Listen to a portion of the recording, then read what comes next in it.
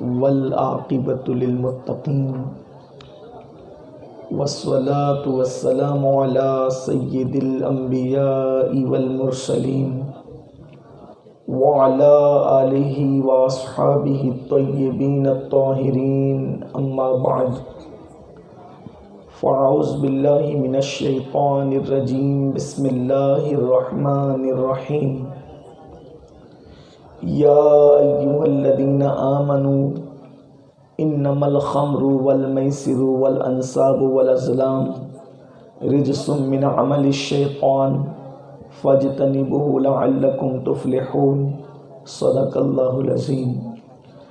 غوث اعظم بمنے بے سرو ساما مددے قبلِ دین مددے کعبہ ایمان مددے انتظار کرم تستمن عینی را اے خدا جو خدا بین و خدا دا مددے بگردہ بے بلا افتاد کشتی ضعیفانو شکستہ رات و پشتی بحق کی خواجہ عثمان ہارون مدد کن یا معین الدین چشتی مدد کن یا معین الدین چشتی مدد کن یا معین الدین چشتی۔ ممبر پر رونق افروز لائق ست تکریم شیخ طریقت معین ملت پیر سید عبدالعلیم جیلانی قادری مدظ اللہ العالی، جملہ عرش مقام سادات کرام علماء ذوی الاحترام حاضرین محفل پردہ نشین ماں اور بہنوں، السلام علیکم ورحمۃ اللہ وبرکاتہ۔ انتہائی احترام و عقیدت کے ساتھ اپنے اور ساری کائنات کے مرکز عقیدت انیس بے کساں چارہ ساز درد منداں، ہم غریبوں کے غمگسار، ہم فقیروں کی ثروت، شہریار ارم تاجدار حرم نوبہار شفاعت، شب اسرا کے دولہا نوشے بزم جنت، دانائے سبل مولائے کل ختم الرسل، خسرو خوباں سیاح لامکاں وجہ کن فکاں، در اللہ المکنون سر اللہ المخزون عالم ما کان و ما یکون، آب و گل انبیاء جانو دل اصفیاء، مطلع ہر سعادت مقطع ہر سیادت، خلاصہ کائنات فخر موجودات، حضور احمد مجتبی محمد مصطفیٰ، ارواحنا فدا صلی اللہ تعالی علیہ وآلہ وصحبہ وبارک وسلم کی بارگاہ بے کس پناہ میں جس طریقے سے پڑھاؤں بلند آواز سے میرے ساتھ مل کر پڑھیں، الصلاۃ والسلام علیک یا رسول اللہ۔ بالکل دل کی گہرائیوں سے بلند آواز سے پڑھیں، الصلاۃ والسلام علیک یا نبی اللہ، الصلاۃ والسلام علیک یا حبیب اللہ، وعلی آلک و اصحابک یا نور اللہ، صلی اللہ تعالی علیہ وسلم۔ پھر کے گلی گلی تباہ، ٹھوکریں سب کی کھائیں کیوں، پھر کے گلی گلی تباہ، ٹھوکریں سب کی کھائیں کیوں، دل کو جو عقل دے خدا تیری گلی سے جائیں کیوں، رخصت قافلہ کا شور گش سے ہمیں اٹھائیں کیوں، سوتے ہیں ان کے سائے میں کوئی ہمیں جگائے کیوں، جان ہے عشق مصطفیٰ روز فزوں کرے خدا، جس کو ہو درد کا مزہ ناز دوا اٹھائے کیوں، ہے تو رضا نرا ستم جرموں پہ گر لجائیں ہم، ہے تو رضا نرا ستم جرموں پہ گر لجائیں ہم، کوئی بجائے سوز غم ساز طرب بجائے کیوں۔ آج کی یہ محفل نصیر آباد کی سرزمین پر جن 3 عناوین کے حوالے سے انعقاد پذیر ہے وہ آپ تک عنوانات کی امیجز پہنچ چکی ہے۔ اسی مناسبت سے سورۃ المائدہ شریف سے ایک آیہ کریمہ کی تلاوت کرنے کا شرف حاصل کیا ہے۔ میرا اللہ اس کے متعلق مجھے حق کہنے اور آپ تمامی خواتین و حضرات کو حق سن کر اس پر عمل کرنے اور اسے عام کرنے کی توفیق عطا فرمائے۔ میرے پیارے آقا صلی اللہ تعالیٰ علیہ وآلہ وسلم کے پیارے دیوانوں، ہمارا مذہب جو مذہب اسلام ہے، یہ مذہب گرتوں کو سنبھالنے کے لیے آیا ہے اور گرے ہوئوں کو اٹھانے کے لیے آیا ہے۔ یہ وہ مذہب ہے جس نے عرب کی بوریا نشین قوموں کو کیسر و کسریٰ کا تاجدار بنایا۔ یہ وہ مذہب ہے جس نے فاقہ کشوں کو داتا بنایا۔ یہ وہ مذہب ہے جس نے خود کی نہ پہچاننے والوں کو خدا کی معرفت عطا کی۔ یہ وہ مذہب ہے جس نے گمراہوں کو آسمان ہدایت کا تارا بنایا۔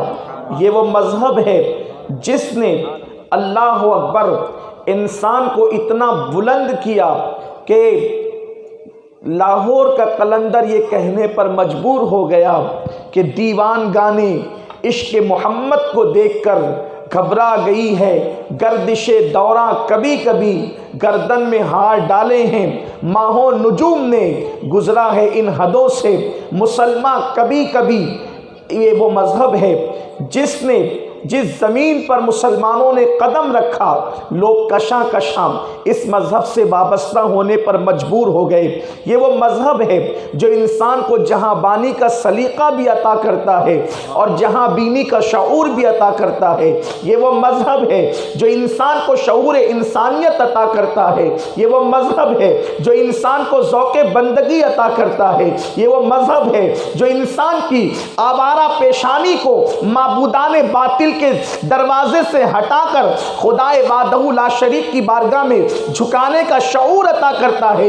یہ وہ مذہب ہے جو انسان کو دوستی کے اصول بھی فراہم کرتا ہے۔ یہ وہ مذہب ہے جو انسان کو ماں باپ کے حقوق بھی عطا کرتا ہے۔ یہ وہ مذہب ہے جو انسان کو جانوروں کے ساتھ کیسی شفقتوں سے پیش آنا چاہیے یہ بھی عطا کرتا ہے۔ یہ وہ مذہب ہے جو بڑوں کا احترام بھی سکھاتا ہے، چھوٹوں پر شفقتیں بھی عطا کرتا ہے۔ یہ وہ مذہب ہے زندگی کے اندر پیدا ہونے سے لے کر موت کی آخری ہچکی تک انسان کو کہیں بھی لا قانونیت کا شکار ہونے نہیں دیتا، ہر مقام پر قانون عطا کرتا ہے۔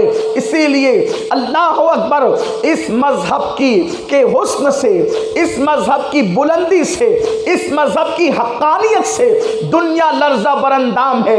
دنیا اس بات کو محسوس تو کرتی ہے اور خوف زدہ ہے کہ یہ مذہب کا حسن جس دن بے نقاب ہوگا اس دن دنیا کا ہر انسان اس مذہب کی چادر تطہیر کے نیچے پناہ لینے پر مجبور ہو جائے گا۔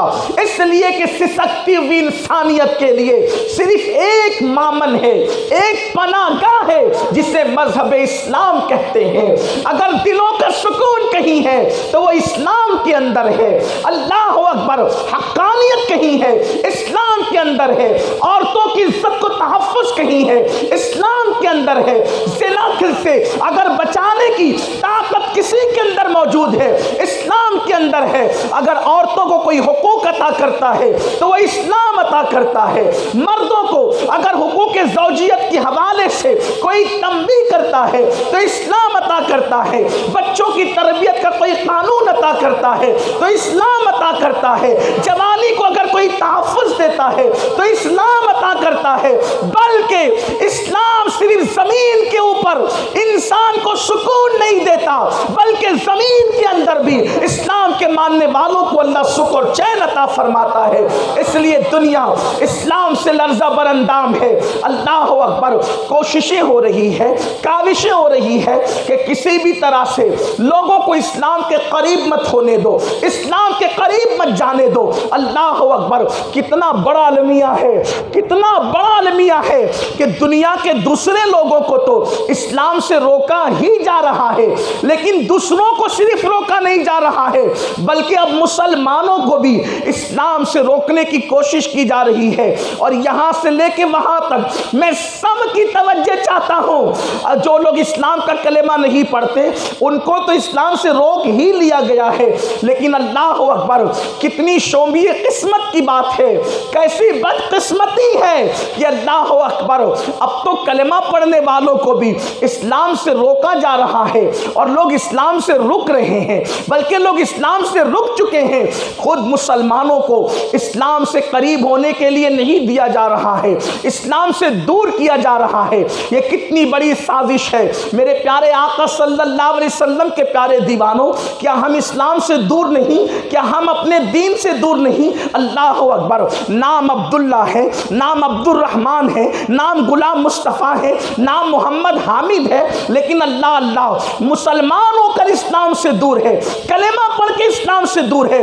بولو اسی کو کہتے ہیں دریا کے کنارے رہ کر کے پیاسا رہنا، کنویں کے پاس بیٹھ کر کے پیاسا رہنا۔ اللہ اکبر، کیا ہم دین سے دور نہیں؟ کیا ہم اسلام سے دور نہیں؟ اللہ اکبر، بتاؤ جن لوگوں کی زندگی میں نماز کا شوق نہیں ہے وہ مسلمان ہو کر اسلام سے دور ہے کہ نہیں ہے؟ اللہ اکبر، جو موبائل پر واٹس ایپ چیک کرنے کے لیے وقت تو نکال لے لیکن تلاوت قرآن کے لیے وقت نہ نکالے، وہ مسلمان ہو کر اسلام سے دور ہے کہ نہیں ہے؟ اللہ اکبر، جو مسلمان ہو، مصطفیٰ جان رحمت کا غلام ہو اور ہیروں کے نقش قدم پر چلے اور مصطفیٰ کریم کی سنت کو پیٹ کے پیچھے ڈال دے، وہ مسلمان ہو کر اسلام سے دور ہے کہ نہیں ہے؟ اللہ اکبر، یہ دشمنان اسلام کی سازش ہے جو کامیاب ہوتی جا رہی ہے۔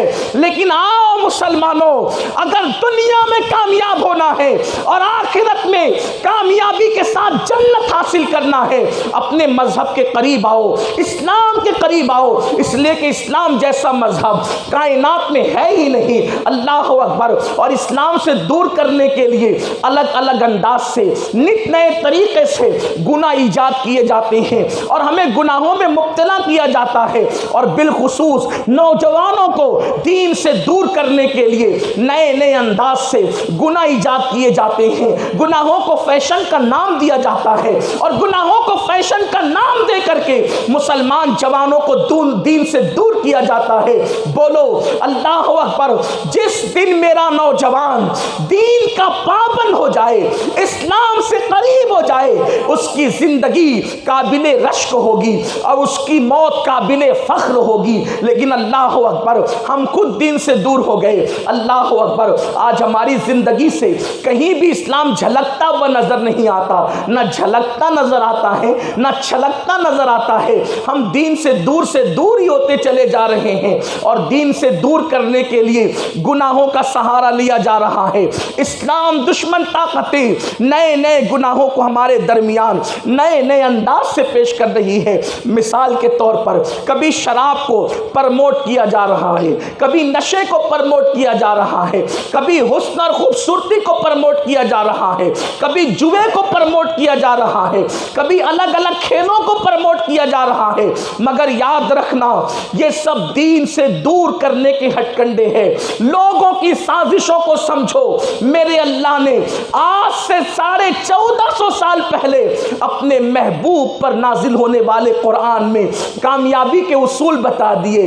اے ایمان والو، انما الخمر والمیسر والانصاب والازلام رجس من عمل الشیطان فاجتنبوہ لعلکم تفلحون۔ اے ایمان والو، تم شراب سے بچو، جوے سے بچو، پانسے سے بچو، بت پرستی سے بچو، بے شک یہ شیطانی کام ہے، شیطانی کام۔ شراب اور جوا انسانی کام نہیں، یہ انسان نہیں کرتا۔ شراب اور جوا یہ شیطانی کام ہے، اور اللہ کا اعلان ہے، میرے رب کا اعلان، فَاجْتَنِبُوا لَعَلَّكُمْ تُفْلِحُونَ۔ اگر تم ان کاموں سے بچو گے تو اللہ تمہیں کامیابی عطا فرمائے گا، کامیاب رہو گے اگر ان گناہوں سے بچو گے تو۔ آج ہماری قوم کے جوانوں کو شراب میں مبتلا کرنے کی کوشش کی جا رہی ہے، اور یہ شراب کیا ہے؟ شراب کو ام الخبائث فرمایا گیا۔ اللہ کے رسول غیب دا نبی صلی اللہ تعالی علیہ وآلہ وسلم فرماتے ہیں شراب ام الخبائث ہے، ام الخبائث، نشہ جس کی طرف آج جوان تیزی کے ساتھ بڑھ رہے ہیں۔ پہلی بات تو یہ ہے کہ جو نشہ ہے، نشہ جو نشے کا عادی ہو جائے پھر وہ اپنے آپ کا بھی نہیں رہ جاتا، جو شراب کا عادی ہو جائے وہ اپنے آپ کا بھی نہیں رہ جاتا، نہ پڑھائی کی کہ وہ کام کا رہتا ہے، نہ وہ تجارت کے کام کا رہتا ہے، نہ وہ ماں باپ کے کام کا رہتا ہے، نہ وہ سماج کے کام کا رہتا ہے، نہ وہ مذہب کا رہتا ہے، نہ مسلک کا رہتا ہے، نہ ملک کا رہتا ہے، نہ ملت کا رہتا ہے۔ جس کو ناکارہ بنانا ہو اگر وہ نشے کا عادی ہو جائے تو وہ ناکارہ ہو جاتا ہے۔ اور اسلام میں نشے کی اتنی مذمت ہے، نشہ کسی بھی طریقے کا ہو، چاہے شراب سے ہو، چاہے دواؤں سے ہو، چاہے کسی چیز کو سونگھ کر کے ہو، چاہے انجیکشن کے ذریعے سے ہو، کل مسکرن حرام۔ اللہ کے حبیب علیہ السلام نے فرمایا ہر نشہ آور چیز حرام ہے۔ اور میرے آقا غیب دا نبی صلی اللہ علیہ وآلہ وسلم نے فرمایا کہ جس نے شراب کا ایک گھونٹ پیا، شراب سے مراد جس سے نشہ ہوتا ہے، اس کا اثر 40 دن تک اس کے جسم میں رہتا ہے۔ اور آقا کریم صلی اللہ علیہ وآلہ وسلم فرماتے ہیں 40 دن تک کہ اس کے پیٹ میں اس کا اثر رہتا ہے، اور جب تک کہ اس کا اثر رہتا ہے اللہ نہ اس کی کسی دعا کو قبول کرتا ہے اور نہ اللہ اس کی کسی عبادت کو قبول کرتا ہے اگر اس نے نشے کو حلال سمجھ کر کے کیا۔ اگر اس نے شراب کو حلال سمجھ کر کے پیا، آقا فرماتے وہ مرا تو کافر ہو کر کے مرا، وہ مرا تو کافر ہو کر کے مرا۔ چونکہ مجھے 3 عنوانات ایک ساتھ دیے گئے ہیں اور 10 بجے کا ٹائم مجھے بتایا گیا تھا اور وقت بڑا مختصر ہے، اختتام بلکہ وقت ہو رہا ہے، لیکن تھوڑی دیر میں آپ کر لوں گا چونکہ اتنی دور سے میں آیا ہوں اور آپ لوگ بھی دور اور نزدیک سے آئے ہیں اپنا وقت نکال کر، تو میں انتظامیہ سے تھوڑی سی گزارش کروں گا کہ مجھے آدھے گھنٹے کا ٹائم اور دے دے تاکہ میں اپنی گفتگو کو پورا کر سکوں۔ حالانکہ گفتگو پوری تو نہیں ہو سکے گی لیکن کچھ باتیں اللہ کرے کسی کے دل دماغ میں بات اتر جائے، تھوڑا دھیان دے، غور کریں۔ چونکہ ہم فلمیں سیریل کے ذریعے سے نشے کی طرف جا رہے ہیں، شباب کی طرف، حسن کی طرف، جوے کی طرف، اس وقت فلموں کا جو بہت زیادہ عنوانات جو فلموں کے ہیں اور جو فلموں کا مرکزی نقطۂ نظر ہے یا تو شراب یا تو عشق و محبت یعنی شباب اور زنا، اور اسی طریقے سے جوا، لاشعوری طور پر جوانوں میں یہ گندگی بھری جا رہی ہے۔ یہ مرکزی عنوان ہے ہر فلم کا، گھما پھرا کر کہیں بھی یا شراب یا حسن پرستی یا زنا یا جوا یا ماں باپ سے بغاوت یا رشتہ داروں سے عداوت یا ملک ملت کے ساتھ بغاوت، یہی سب کچھ سکھایا جا رہا ہے اور بہت چور دروازے سے قوم کے نوجوانوں کو اس میں جھونکا جا رہا ہے۔ لیکن یہ کیوں ہو رہا ہے جانتے ہیں؟ کیونکہ دنیا کو پتا ہے جس دن مسلمان جوان بیدار ہو گیا اور بیدار ہو کر کے یہ دین کے قریب آ گیا، مذہب و ملت کا یہ ہمدرد بن گیا، تو دنیا کی کوئی طاقت مسلمانوں کے بڑھتے ہوئے سیل رواں کو کبھی روک نہیں سکتی۔ اس لیے کہ صلاح الدین ایوبی کی جوانی کو دیکھ چکے ہیں، طارق بن زیاد کی جوانی کو دیکھ چکے ہیں، خالد بن ولید کے جذبات کو دیکھ چکے ہیں، میرے پیارے آقا صلی اللہ علیہ وسلم کے پیارے دیوانوں محمد بن قاسم کی جوانی کا خمیازہ بھگت چکے ہیں۔ اس لیے اب وہ ہمارے اندر کوئی مقدس ہستی پیدا نہیں ہونے دینا چاہتے، ہمارے جوانوں کو بگاڑنا چاہتے ہیں۔ ہوش کے ناخن لو، گناہوں کو رواج علاج دینے والے لوگ ہمارے ہمدرد نہیں ہیں، ہمارے دشمن ہیں۔ سانپ سے بھی زیادہ خطرناک وہ دشمن ہے جو ہمیں دین سے دور کر رہے ہیں، بچھوؤں سے زیادہ خوفناک ہمارے وہ دشمن ہے جو ہمیں دین سے دور کر رہے ہیں۔ اللہ اکبر، گردن اتارنے والے قاتل سے زیادہ وہ ہمارے دشمن ہے جو ہمارا دین ہم سے چھین لینا چاہتے ہیں، اس لیے کہ جو گردن اتار لے وہ ہمیں شہادت کے مرتبے تک پہنچانے میں ہمارا مددگار ہے، لیکن جو ہمارا دین چھین لے وہ تو ہمیں جہنم کا ایندھن بنانا چاہتا ہے۔ اس لیے جان کے دشمن سے جتنی نفرت کرتے ہو اس سے زیادہ نفرت دین کے دشمن سے کرو۔ میرے دادا مرشد حضور مفتی اعظم کہتے تھے، دشمن جان سے کہیں بدتر ہے دشمن دین کا، دشمن جان سے کہیں دشمن ہے بدتر دین کا، ان کے منکر سے کبھی ان کا گدا ملتا نہیں۔ جب دین کے دشمن سے ملنا جائز نہیں ہے تو دین کے دشمن کی اتباع کرنا کیسے جائز ہو سکتا ہے؟ دین کے دشمن کے پیچھے چلنا کیسے جائز ہو سکتا ہے؟ یہ دین کے دشمن ہے، یہ مذہب و مسلک کے دشمن ہے جو تمہیں فلموں کے ذریعے سے، سیریلوں کے ذریعے سے گناہوں کی طرف لے کر کے جا رہے ہیں۔ اس لیے ان سے ہوشیار رہو، یہ اپنا ایمان چھیننا چاہتے ہیں۔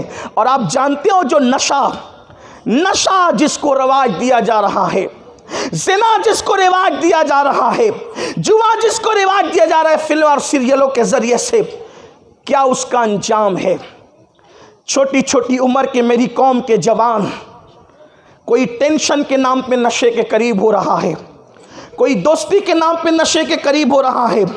آئیے ذرا تھوڑی دیر کے لیے اپنے نبی مصطفیٰ جان رحمت صلی اللہ علیہ وآلہ وسلم کے فرامین سن لیں۔ مجھے امید ہے اس مجمع میں تو کوئی شرابی نہیں ہوگا، لیکن چونکہ تقریر ریکارڈ ہوتی ہے اور پھر وہ آپ کی وساطت سے بہت دور تک جاتی ہے، ہو سکتا ہے اللہ کسی کے دل و دماغ میں بات اتار دے۔ آپ اندازہ کریں، جو لوگ شراب پیتے ہیں، جو لوگ نشہ کرتے ہیں، وہ چھپ کر کے یہاں پیتے ہیں، کبھی گھر میں چھپ کر، کبھی میخانوں میں چھپ کر، کبھی باروں میں چھپ کر، لیکن ایک دن موت ہے۔ میری قوم کے جوانوں، ایک دن موت ہے۔ موت سے انکار نہیں کیا جا سکتا، موت کا انکار نہیں کیا جا سکتا۔ موت اس بھیانک اور خوفناک سچی حقیقت کا، سچائی کے ساتھ حقیقت کا نام ہے۔ موت وہ خوفناک حقیقت ہے، موت وہ سچائی ہے جس سے کوئی انکار نہیں کر سکتا۔ اللہ اکبر، اللہ اکبر۔ ایک دن فرشتوں کو بھی موت آئے گی، انبیاء کرام کو بھی ایک آن کے لیے موت آئی اور آتی ہے، اور ہر انسان مرے گا، حتیٰ کہ ایک دن موت کو بھی موت آنا ہے۔ جوانی کے رنگ میں، جوانی کے جوش میں، جوانی کی رنگ ریلیوں میں اپنے آپ کو جہنم کی طرف نہ لے جاؤ۔ جس دن روح کا رشتہ جسم سے ٹوٹ جائے گا، اس دن ہمیں اکیلے قبر میں رکھا جائے گا، اور قبر میں اکیلے جانا ہوگا، اور قبر سے اٹھنا پڑے گا، قبر سے اٹھنا پڑے گا۔ جو لوگ مرنے کے بعد زندہ ہونے پر یقین نہیں رکھتے، اگر وہ گناہ کریں، اگر وہ شراب پیے تو مجھے حیرت نہیں ہوتی، وہ زنا کرے تو حیرت نہیں ہوتی، لیکن وہ قوم جو مرنے کے بعد اٹھ کر اللہ کی عدالت میں کھڑے ہونے پر ایمان رکھتی ہے، جو قوم یوم آخرت پر ایمان رکھتی ہے، اس قوم کے جوان شراب میں مبتلا ہوئے۔ آؤ ایک تصور کرو، اب تھوڑا سا یہاں سے ہم تصور میں ذرا میدان محشر کی سیر کرتے ہیں۔ میں آپ سب کی توجہ چاہتا ہوں، میں بار بار لوگوں سے کہہ چکا ہوں اور آج بھی کہتا ہوں، نہ میں کوئی خطیب ہوں، نہ کوئی ادیب ہوں، نہ کوئی مقرر ہوں، لیکن آپ کی توجہ چاہتا ہوں، صرف اپنا درد دل آپ کے دل کے دروازے پہ رکھنے کے لیے آیا ہوں، یہاں سے لے کے وہاں تک سب کی توجہ۔ اللہ اکبر۔ میدان محشر کا تصور کریں، وہ میدان محشر جہاں ماں بیٹے کے کام نہیں آنا، جہاں بیٹا باپ کے کام نہیں آنا، جہاں دوست کے کام نہیں آنا، جہاں کوئی کسی کے کام نہیں آنا۔ قرآن کہتا ہے الاخلاء یومئذ بعضهم لبعض عدو، جس دن تمہارے دوست تمہارے دشمن بن جائیں گے، نہ مال کام آئے گا، نہ بیٹے کام آئیں گے، نہ بھائی کام آئیں گے، نہ تمہارے منصب تمہارے پاس ہوں گے۔ یہاں بڑے بڑے القابات والے وہاں بغیر کفن کے ننگے کھڑے ہوں گے۔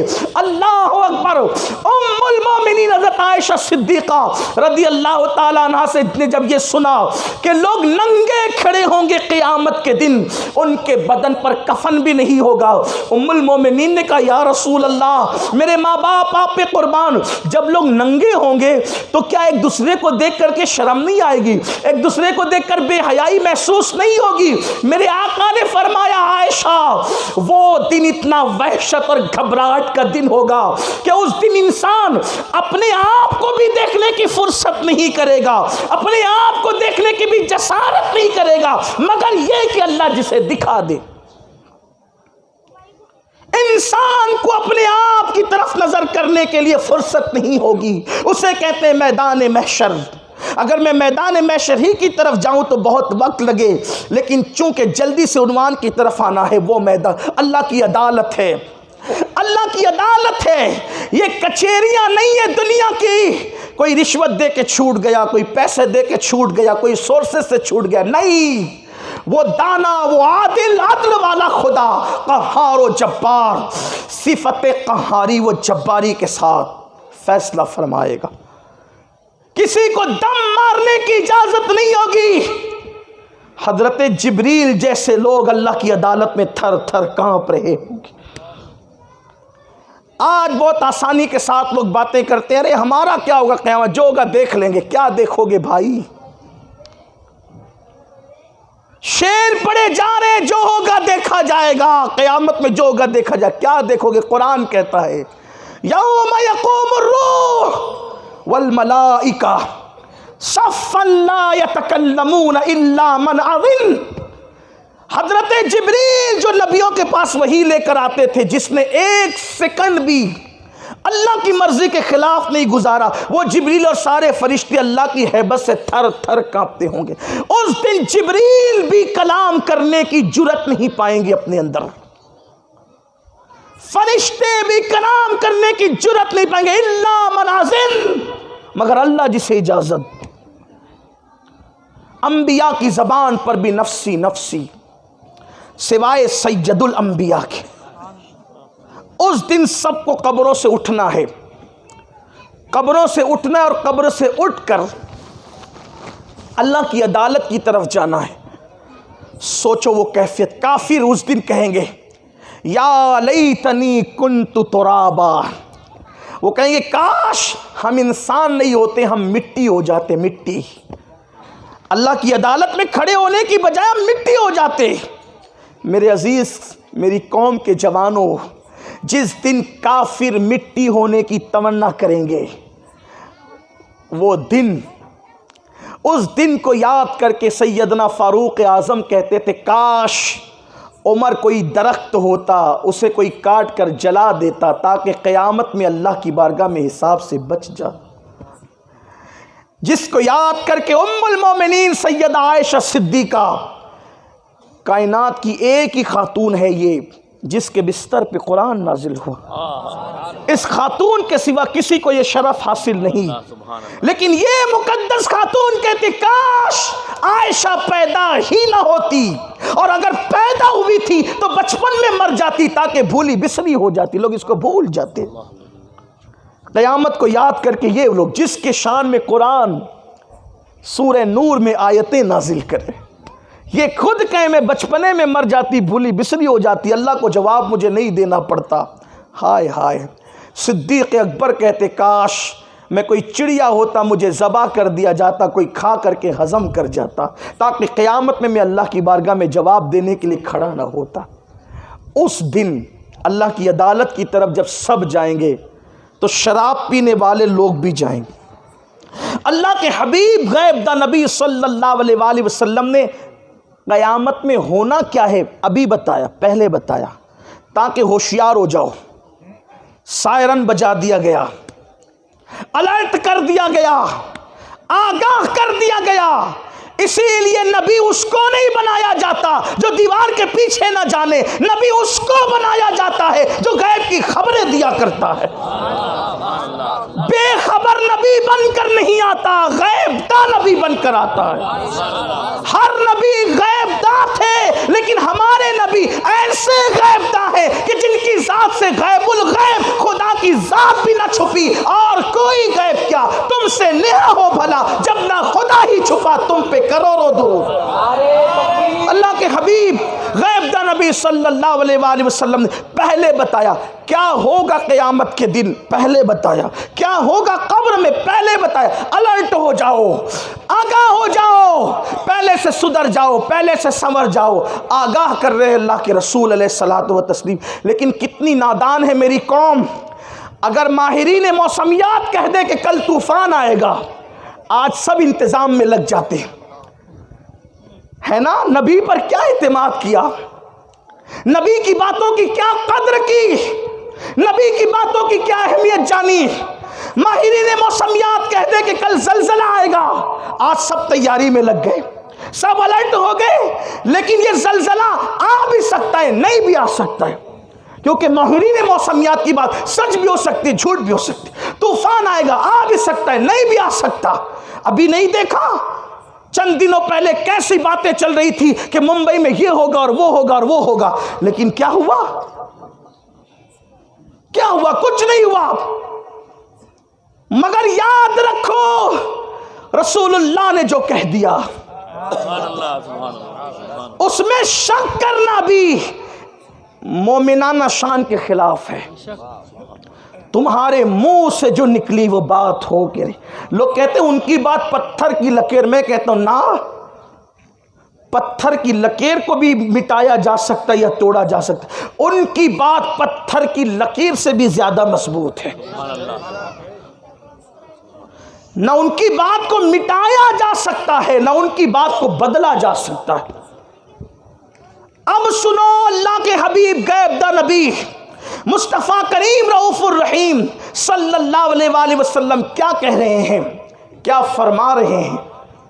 آقا فرماتے ہیں کہ جب شرابی لوگ، نشہ کرنے والے، چرسی، گنجڑی، شرابی، نشہ کرنے والے جب اٹھیں گے اپنی قبروں سے، تو اللہ کے حبیب علیہ السلام فرماتے ہیں ان کے بدن سے مرداروں کی بدبو آ رہی ہوگی. حالانکہ قبر سے اٹھیں گے لوگ، مگر کچھ ایسے بھی لوگ ہوں گے جس کے بدن سے خوشبوؤں کی لپیٹیں اٹھ رہی ہوگی. مگر شرابی جب اٹھے گا کیا افسوسناک دن ہوگا وہ. مگر اس دن پچھتانے سے کچھ نہیں ہوگا. پچھتانا ہے تو آج، ابھی بدلنا ہے اپنے آپ کو تو آج اور ابھی، سوچ بدلنا ہے تو آج اور ابھی، ورنہ اس دن کے لیے آقا فرماتے ہیں شرابی اٹھے گا اس کے بدن سے مردار کی بدبو آئے گی، بھیانک اور گندی بدبو کے ساتھ وہ نکلے گا. اسی پہ بس نہیں، شرابی جب میدان محشر میں آئے گا تو اس کے گلے کے اندر شراب کی بوتل ٹنگی ہوگی، شراب کی بوتل کو وہ ساتھ لے کر کے آئے گا.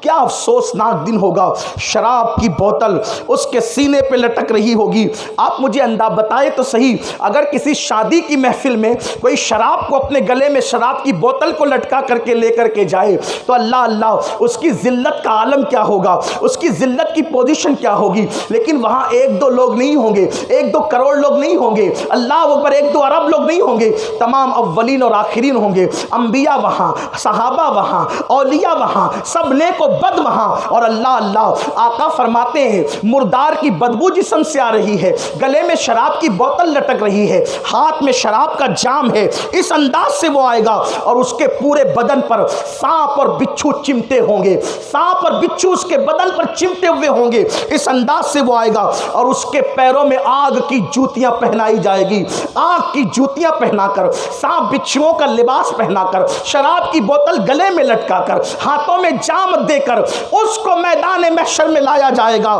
میرے آقا غیب داں نبی صلی اللہ علیہ وسلم فرماتے ہیں اس کے بدن پر سانپ بچھو چپکے ہوں گے اور اس کے پیروں میں آگ کی جوتیاں ہوگی. اس آگ کی جوتی کا اثر نشہ کرنے والے کے دماغ پر اس طرح ہوگا کہ اس کا دماغ کھول رہا ہوگا، اس کا بھیجا کھول رہا ہوگا، اور اس کے کانوں سے اور اس کی ناک سے جو ہے وہ بھیجا کھول کھول کے گر رہا ہوگا، اور اس کے منہ سے پاخانہ نکل رہا ہوگا، اس کے منہ سے گندگی نکل رہی ہوگی۔ اگر آج کسی کو کہہ دو کہ تو شراب پی رہا ہے یعنی تو پیشاب پینے والا ہے، تو اس کو لگتا ہے کہ مجھے گالی دی جا رہی ہے، مجھے برا کہا جا رہا ہے۔ یاد رکھو، پوچھو ان علماء سے کہ شراب کی ناپاکی میں اور پیشاب کی ناپاکی میں فرق کیا ہے، دونوں کی غلاظت اور گندگی میں فرق کیا ہے۔ شراب کی بوتلیں منہ میں اتارنے والوں، نشہ کر کے حلق کے اندر نشاور چیزیں اتارنے والوں، اس دن انجام کیا ہوگا جب منہ سے غلاظت نکل رہی ہے، گلے میں شراب کی بوتل لٹکی ہوئی ہے،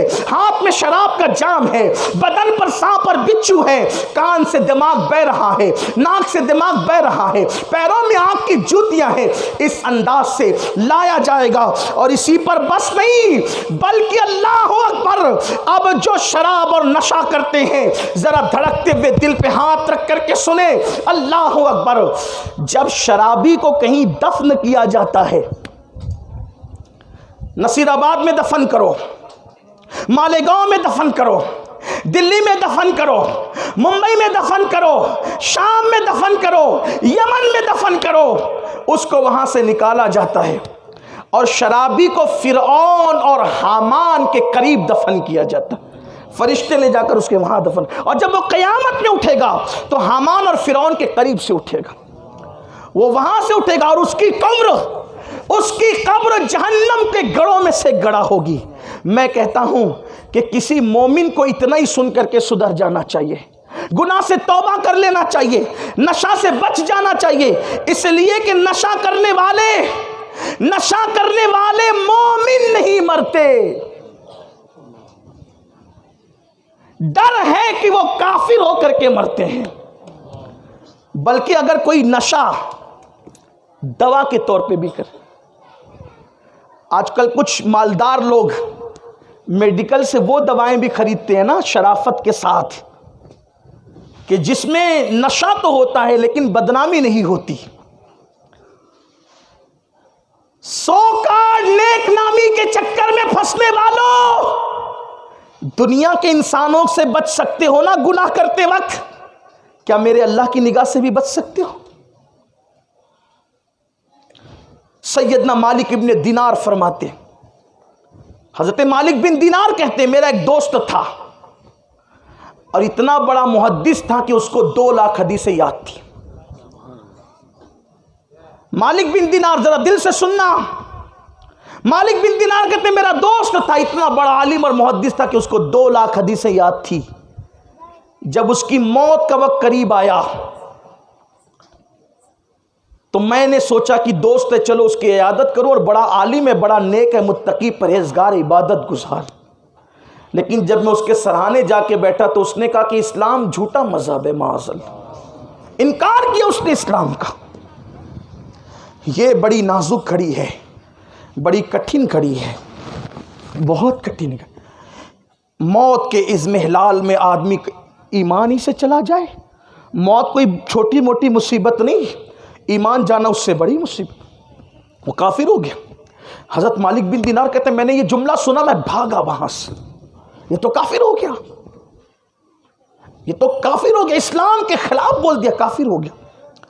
پھر میں روتا رہا، اللہ سے دعا کرتا رہا، اللہ میں اس کا کوئی گناہ نہیں جانتا، لیکن بے سبب اس کا ایمان نہیں چھینا گیا، بے سبب اس کا ایمان نہیں چھینا گیا۔ ایمان چھیننے کی وجہ کیا ہے؟ اس طرح کا ایک واقعہ سید الطائفہ جنید بغدادی نے بیان کیا ہے، اور سیدنا مالک بن دینار نے بیان کیا ہے، پس منظر تھوڑا سا دوسرا ہے لیکن مفہوم اسی طرح ہے۔ میں روتا رہا، دعا کرتا رہا، اللہ مجھے دکھا کیونکہ بے سبب تو کسی کا ایمان نہیں چھینتا، تو عادل ہے، تو فضل کرنے والا ہے، وہ کافر کیوں ہوا، وہ کافر کیوں ہوا؟ تو میں نے ایک رات خواب میں دیکھا کہ وہ تارکول ڈامر کے لباس میں جہنم کا عذاب بھگت رہا ہے۔ میں نے کہا تجھے اللہ کی قسم دے کے کہتا ہوں، تو اتنا بڑا محدث، 2 لاکھ حدیثیں تجھے یاد تھی نا، میں نے کوئی تیری نماز چھوٹتے ہوئے نہیں دیکھی، تو نمازوں کا پابند بھی تھا نا، تو بڑا محدث بھی تھا، فقیہ بھی تھا، تو کیسے کافر ہوا؟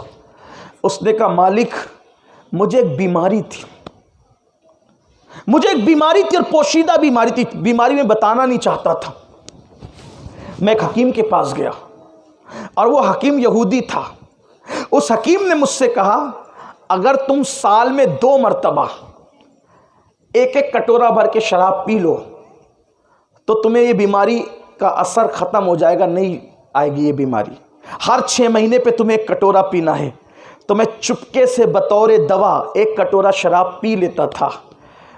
سال میں 2 بار میں شراب پیتا تھا زندگی میں، بس وہی سال میں 2 کٹورے شراب پینے کی نحوست ہے کہ مرتے وقت میری زبان پہ کلمہ نہیں آیا بلکہ زبان پر کلمہ کفریہ آ گیا۔ جو بطور دوا سال میں 2 کٹورے پیے شراب وہ کافر ہو کے مر رہا ہے۔ جو روزانہ شراب پیتے، جو روزانہ نشہ کرتے، ان کا انجام کیا ہوگا؟ اسی پہ بس نہیں بلکہ اسلام تو یہ کہتا ہے کہ شراب پینے والے اور نشہ کرنے والے کا بائیکاٹ کرو، اس کی صحبت میں مت بیٹھو، بیمار پڑ جائے اس کو دیکھنے مت جاؤ، اپنی بیٹیوں کا نکاح اس کے ساتھ مت کرو، شراب پینے والا قرض مانگے اس کو قرضہ مت دو، اس لیے کہ جب اس کا سوشل بائیکاٹ ہوگا وہ سدھر جائے گا، اس کو ذلت ملے گی، سدھر جائے گا۔ اب آپ کہیں گے مولانا رحم کہاں گیا؟ رحم کہاں گیا؟ میں کہتا ہوں رحم اسی پر کیا جائے گا جس پر اللہ نے رحم کرنے کا حکم دیا، اور یہ بھی رحم ہے، رحم اس لیے کہ کسی کو سدھارنے کے لیے اس پہ سختی کرنا ظلم نہیں ہے بلکہ رحم ہے۔ آسانی سے سمجھو، ایک شخص اپنے بچے کو تماچا مارتا ہے، دور سے دیکھنے والا کہے گا یار کتنا ظالم باپ ہے، قریب آ کے پوچھ تو مارا کیوں؟ تو کہا وہ ٹیوشن نہیں جا رہا تھا۔ اب صحیح کیا کہ غلط کیا؟ اسکول نہیں جا رہا تھا، صحیح کیا کہ غلط کیا؟ ارے اس کا مستقبل سدھارنے کے لیے اگر باپ اس پہ سختی کرے تو باپ ظالم نہیں بلکہ مشفق ہے۔ بچپنے میں ہم بچے سے کہتے بیٹا آئس کریم نہ کھانا، ٹونسل ہو جائے گا، میٹھا مت کھانا، دانت سڑ جائیں گے، تو کیا باپ ظالم ہے اپنے بچے کو میٹھا کھلانا نہیں چاہتا؟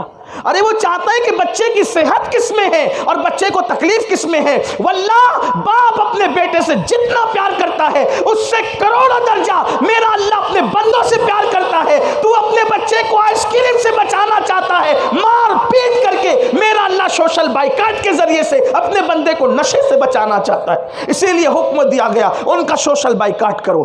بلکہ حدیث پیش کروں آپ کے سامنے، ام المومنین سید عائشہ صدیقہ روایت فرماتی ہیں کہ اللہ کے رسول علیہ السلام نے فرمایا جس نے شرابی کو کھانے کا ایک لقمہ دیا، جس نے شرابی کو کھانے کا ایک لقمہ دیا، آقا فرماتے ہیں اللہ قیامت کے دن وہ لقمہ دینے والے پر سانپ اور بچھو کو مسلط فرمائے گا۔ اگر کسی نے شرابی کی کوئی حاجت پوری کی، شرابی کی کوئی حاجت پوری کی، آقا فرماتے گویا کہ اس نے اسلام کو ڈھانے پر مدد کی، اسلام کو گرانے پہ مدد کی اگر آپ نے شرابی کی مدد کی تو۔ پھر میرے آقا علیہ السلام فرماتے ہیں جس نے شرابی کو قرض دیا گویا کہ کسی مسلمان کے قتل کرنے پر تو نے مدد کی۔ شرابی کو قرض نہ دو کیونکہ وہ شرابی قرض لے کر کے شراب پیے گا، اس لیے شرابی کو قرض مت دو۔ کتنا بڑا وبال ہے، شرابی کو قرض دینا ایسے ہی جیسے کہ کسی مسلمان کے قتل میں مدد کرنے کے مترادف ہے۔ اور اسی پر بس نہیں، میرے آقا مصطفیٰ جان رحمت صلی اللہ علیہ وسلم فرماتے ہیں جس نے شرابی کو مجلس میں بیٹھنے کے لیے جگہ دی تاکہ اس کو شے ملے، گناہ پر شے ملے، اس کی حوصلہ افزائی ہو، اس نے شرابی کو محفل میں بیٹھنے کے لیے جگہ دی، اللہ کے رسول علیہ السلام فرماتے ہیں ایسے شخص کو قیامت کے دن اللہ اندھا اٹھائے گا۔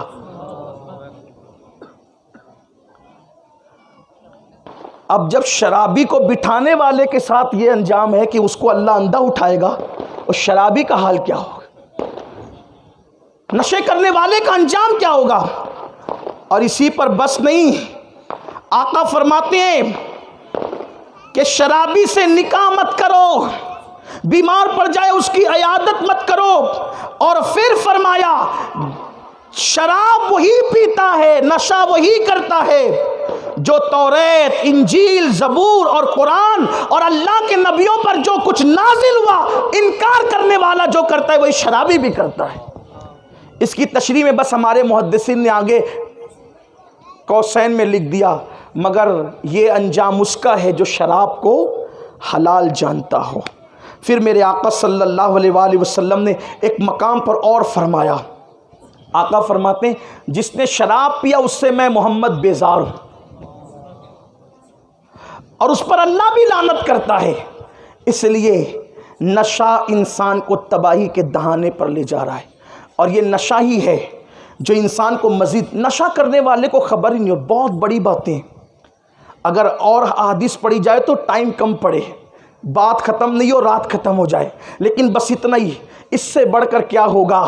میرے آقا علیہ السلام فرماتے، عبداللہ ابن مسعود راوی ہے کہ جو شراب کا صرف ایک گھونٹ پہ، صرف ایک گھونٹ، جب اس کو اس کی قبر میں رکھا جاتا ہے تو اس کا چہرہ قبلے سے پھیر دیا جاتا ہے، اس کا منہ سور کی طرح کر دیا جاتا ہے یا کتے کی طرح کر دیا جاتا ہے۔ یہ ہوتا ہے شرابی کا قبر میں انجام، اور جب وہ قیامت کے دن اٹھے گا تو اس کے سینے پہ اس کی زبان لٹک رہی ہوگی۔ بڑا بھیانک انجام ہے نشہ کرنے والوں۔ لوگ توبہ کریں شراب سے، شراب سے نکلیں، اس لیے کہ شراب نے نہ کسی کو عزت دی ہے اور نہ کسی کو شراب کی وجہ سے عزت مل سکتی۔ اور لوگ کہتے ہیں شراب چھٹتی نہیں، یہ لنگڑا لولا بہانہ ہے، شراب چھٹتی نہیں چھٹتی۔ میں کہتا ہوں نادان، جب آدمی دنیا چھوڑ سکتا ہے، بولو دنیا چھوڑنے والوں نے چھوڑا کہ نہیں؟ جب انسان بادشاہت چھوڑ سکتا ہے، جب انسان ماں کا دودھ چھوڑ سکتا ہے، شراب کیوں نہیں چھوڑ سکتا؟ دل پہ ٹھان لو، دل میں عہد کر لو، اپنے اللہ کی بارگاہ میں پکا ارادہ کر لو، اور یاد رکھنا یہ میرے اللہ کی شان ہے، جب کوئی بندہ گناہ سے بچنے کا پکا ارادہ کر لیتا ہے، ارادہ کرنا اپنا کام ہے، بچانا اس کے کرم پر ہے۔ چھوڑنے والوں نے ایک رات میں شراب چھوڑی، کیا جناب بشر حافی نے نہیں چھوڑی ایک رات میں شراب؟ ایک ہی رات میں شراب چھوڑی۔ اور دوسرے بہت سارے بزرگوں کی زندگیاں ہیں جنہوں نے شراب چھوڑی اور ایک ایک رات میں چھوڑی۔ بلکہ ایک بزرگ کا واقعہ آتا ہے کہ ایک مرتبہ وہ شرابی تھے، وہ بزرگ بعد میں ہوئے، شرابی تھے، شراب کے نشے میں لڑکتے ہوئے گر گئے۔ گرنے کے بعد زبان پر اللہ کا نام تھا۔ ایک بزرگ آئے، انہوں نے منہ دھل دیا کہ ناپاک منہ سے پاک اللہ کا نام کیسے لیتا ہے۔ منہ دھلا، منہ دھلنے کے بعد وہ گھر گئے۔ یہ اٹھے تو کہا میرا منہ کس نے دھلایا؟ کہا فلاں بزرگ نے۔ اللہ اکبر! ان کو حیا آئی، کہا انہوں نے کیسے دھلایا؟ کہا وہ کہتے تھے کہ ناپاک منہ سے میرے پاک اللہ کا نام کیسے لیتا ہے؟ کہا انہوں نے مجھے دیکھ لیا گناہ کرتے، کہا دیکھ لیا۔ اللہ اکبر! پھر وہ بزرگ جب تہجد کے لیے مسجد میں پہنچے تو کیا دیکھا؟ کوئی بندہ سجدے میں سر رکھ کے رو رہا ہے اور مغفرت کا سوال کر رہا ہے۔ سوچا روزانہ پہلے میں مسجد میں آتا ہوں، یہ کون چلا آیا؟ جب دیکھا تو وہی بندہ تھا۔ غیب سے ندا آئی، تو نے میرے نام کا لحاظ کرتے ہوئے اس کا منہ دھویا، میں نے تیرے ہاتھ کا لحاظ کرتے ہوئے اس کے دل کو دھو دیا۔ آؤ اپنی زندگی میں انقلاب برپا کریں۔ انسان جو چیز چاہے چھوڑ دے۔ ایک بات کہوں آگے بڑھتے بڑھتے، اگر ڈاکٹر کہہ دے کہ تجھے شوگر ہو گئی ہے، میٹھا کھائے گا تو تیری کڈنی فیل ہو جائے گی، تیرے ہارٹ پر اثر پڑے گا، بولو ایک ہی ڈاکٹر کے جملے میں مٹھائی چھوڑتے ہو کہ نہیں چھوڑتے؟ جب جان بچانے کے لیے مٹھائی چھوڑ سکتے ہو ڈاکٹر کے کہنے پر، تو ایمان بچانے کے لیے نبی کے کہنے پہ نشہ بھی چھوڑ دیا جائے۔ اس لیے کہ طبیب ہمارے لیے اتنا اہم نہیں ہے جتنا حبیب ہمارے لیے ہے۔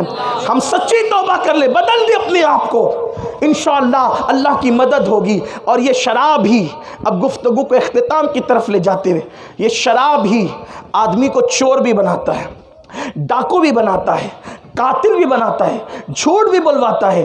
کیوں؟ اس لیے کہ شراب پیے گا، نشہ کرے گا، کمانے نہیں جائے گا۔ روزانہ شراب چاہیے۔ جو شراب کا عادی ہو جائے بے چین رہتا ہے، بے قرار رہتا ہے۔ اب کمائے گا نہیں تو پیسے کہاں سے آئیں گے؟ کبھی قرضہ لے گا، کبھی چوری کرے گا، کبھی ڈاکہ ڈالے گا، کبھی کسی پہ ہاتھ اٹھائے گا، یہ سب کرے گا وہ۔ اور یاد رکھنا شرابی کو ہوش ہی نہیں رہتا کہ وہ کر کیا رہا ہے۔ کبھی وہ اپنی ماں کے ساتھ بھی زنا کر سکتا ہے، کبھی وہ اپنی بیٹی کی آبرو پر ہاتھ بھی اٹھا سکتا ہے۔ یہ ہے شراب، بہت بھیانک ہے شراب کا انجام، شراب کا انجام بہت بھیانک ہے۔ اس لیے میں اپنی قوم کے جوانوں سے کہتا ہوں، اللہ کی بارگاہ میں پلٹو، سچی توبہ کرو۔ اور یہ شراب ہی زنا کی طرف بھی لے جاتا ہے، اس لیے کہ شراب پینے والا بدمست ہاتھی کی طرح ہو جاتا ہے، اس کے نفسانی خواہشات ابھرتی ہے، اس لیے کہ شراب کے ساتھ 2 شین اور لگ جاتے ہیں۔ یہ ایک شین کہیں آ جائے تو 2 شینوں کو لانا نہیں پڑتا، وہ خود بخود آ جاتی۔ شراب کے ساتھ شباب اور شباب کے ساتھ شاعری،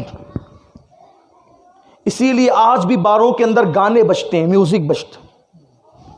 کوئی بار آپ کو بغیر گانے کا نہیں ملے گا، بغیر میوزک کا نہیں ملے گا۔ اور شباب باروں میں جا کے دیکھ لیں ہوتا کیا ہے۔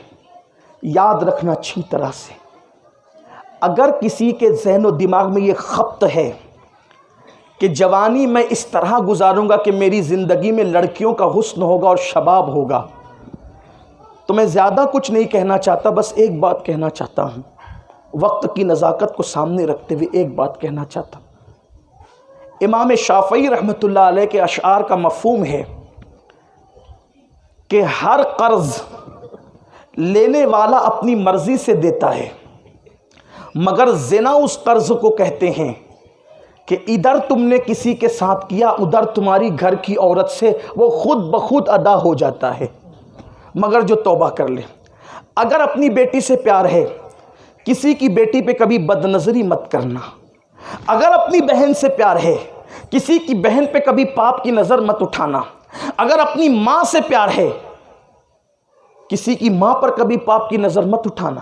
اگر اپنی پھوپھی سے پیار ہے، کبھی کسی کی پھوپھی پر پاپ کی نظر مت اٹھانا، کیونکہ اللہ کے رسول نے فرمایا کما تدین تدان، جیسا کرو گے ویسا بھرو گے۔ زنا کرنے والا، پیار کرنے والا، جسے پیار کہتے ہیں، یہ پیار نہیں ہے، ہماری نظر میں پیار نہیں، ہمارے مذہب کی نظر میں پیار نہیں۔ لوگ کہتے ہیں ہم پیار کرتے ہیں، مولوی جلتا کیوں ہے؟ مولوی کیوں جلے گا؟ ہمارا تو مذہبی پیار ہے، ہمارا تو مسلکی پیار ہے، مولوی نے کب جلنا ہے؟ لیکن ہم ناجائز پیار کے قائل نہیں، وہ نفسانیت ہے، وہ شیطنت ہے، وہ حیوانیت ہے۔ پیار کیا ہے؟ اگر تیرے سینے میں اتنا پیار بھرا دل ہے تو 9 مہینے پیٹ میں رکھنے والی ماں سے بغاوت کیوں کرتا ہے؟ ماں سے پیار کر۔ جس ماں کو دیکھنے پہ ایک حج کا ثواب ملتا ہے، مقبول حج کا، اس سے پیار نہیں کرتا، اور کالج کی لڑکی سے کے ساتھ پیار کی بات کرتا ہے، محلے کی لڑکی اس کے ساتھ پیار کی بات کرتا ہے، لوجوں کی لڑکی کے ساتھ پیار کی بات کرتا ہے۔ یہ پیار نہیں، یہ نفسانیت اور شیطنت ہے۔ جس کے دل میں پیار ہوگا وہ فوقیت ماں کو دے گا۔ 9 مہینے پیٹ میں رکھنے والی ماں سے بغاوت، ماں سے عداوت، اور جس سے زنا کے اندیشے اس سے پیار کی بات۔ دراصل یہی تو ہوا ہے کہ گناہ کی ڈکشنری بدل دی گئی ہے، گناہ کی اصطلاح بدل دی گئی ہے، گناہ کا نام بدل دیا گیا ہے، نائب رسول کو ملا کہہ کے مذاق اڑایا گیا۔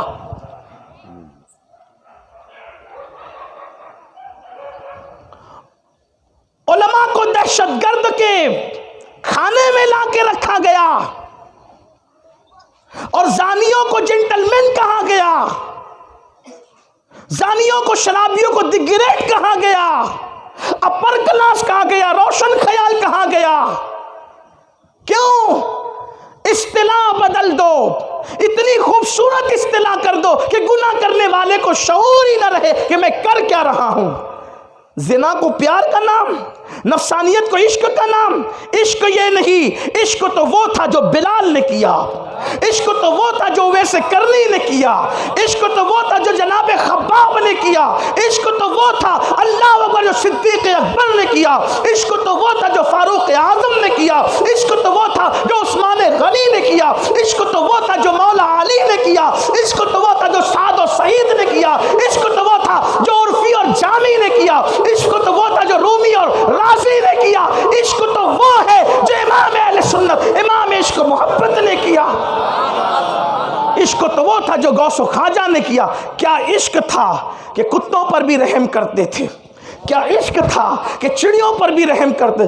تمہیں لڑکی کے سوا کچھ نظر ہی نہیں آتا، تمہیں ننگے پن کے سوا کچھ نظر ہی نہیں آتا۔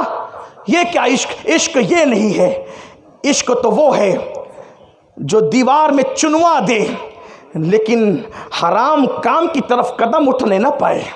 عشق تو وہ ہے جو منصور کی طرح سوری پہ لٹکا دے لیکن یار کے لیے کبھی زبان پہ آہ بھی نہ آئے۔ عشق تو وہ ہے جو یار کے لیے اپنی چمڑی شمس تبریز کی شکل میں نکال کے پھینک دے لیکن کبھی یار کی شکایت بھی نہ آئے۔ عشق اسے کہتے ہیں۔ بلکہ ایک بات بتاؤں، جسے عشق ہوتا ہے وہ خود کو گما دیتا ہے، جسے عشق ہو وہ خود کو گما دیتا ہے۔ ایک مرتبہ کوئی سلطان العارفین بایزید بستامی کے دروازے پہ گیا، دستک دی، کا کون؟ کا فلاں، کا کیا کام ہے؟ کون؟ کون چاہیے؟ کا بایزید چاہیے، بایزید چاہیے۔ اندر سے آواز آئی، آہ برسوں بیتے میں خود بایزید کو ڈھونڈ رہا ہوں، ملتا ہی نہیں۔ جا کے جنید بغدادی سے کہا میں بایزید سے ملنے گیا تھا، کہا بایزید ہے، تو کہا کہ میں تو خود اس کو ڈھونڈ رہا ہوں، ملتا ہی نہیں۔ انہوں نے مسکرا کے کہا اسے یار کا پتہ مل گیا اسی لیے خود کو بھول گئے۔ امام اہل سنت نے تو یہی دعا کی تھی نا، کیا دعا کی تھی؟ ایسا گما دے ان کی ولا میں خدا ہمیں، ڈھونڈا کرے پر اپنی خبر کو خبر نہ ہو۔ یہ کون سا عشق ہے جو زنا کی طرف لے جا؟ نفسانیت، ہنسنے کی بات نہیں ہے، یہ گندگی ہے، گندگی۔ جس ماں نے 2 سال تک کے دودھ پلایا، اس ماں کے ساتھ بغاوت اور کسی کے ساتھ عشق۔ اصل میں زنا کو اور نفسانیت کو عشق کا نام دے کے تمہیں مس گائیڈ کیا جا رہا ہے۔ عشق پاپ نہیں سکھاتا، عشق تقدس سکھاتا ہے۔